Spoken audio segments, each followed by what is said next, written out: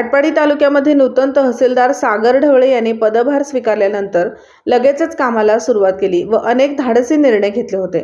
यामध्ये सतत गाजत असणारा प्रश्न म्हणजे तहसील कार्यालयातील खाजगी कामगारांकडून नागरिकांना त्रास होत होता।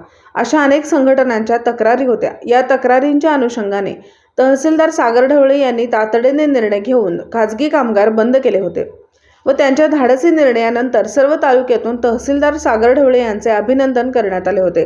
परंतु मागील काही दिवसांपूर्वी तहसीलदार सागर ढवळे यांनी पुन्हा खाजगी कामगार कामावर घेतले आहेत। त्यामुळे याबाबत तालुक्यामध्ये उलटसुलट चर्चा सुरू आहे। खाजगी कामगार नागरिकांकडून आर्थिक लूट करत होते, अशा आशयाच्या अनेक तक्रारी होत्या। या तक्रारीच्या अनुषंगाने तहसीलदार सागर ढवळे यांनी सर्व खाजगी कामगार बंद केले होते, परंतु पुन्हा 3 ते 4 खाजगी कामगार यांना घेतले आहे। कुणबी दाखल्याच्या सर्वेक्षणासाठी हे कामगार घेतल्याची चर्चा तहसील परिसरामध्ये आहे। खाजगी कामगाराकडून शेतकऱ्यांची नागरिकांची लूट होत होती, हे सर्वांनाच माहीत असून सुद्धा पुन्हा काहीतरी निमित्ताने खाजगी कामगारांना कामावर घेतले आहे। खाजगी कामगारांना कामावर घेण्यासाठी सर्व स्तरातून अनेकांनी प्रयत्न केलेले आहेत, अशी ही उलटसुलट चर्चा सुरू आहे। खाजगी कामगारांना घेण्यासाठी काहीतरी निमित्त हवे होते, ते कुणबी सर्वेक्षण निमित्ताने कामगार कामावर घेण्यासाठी निमित्त झाले।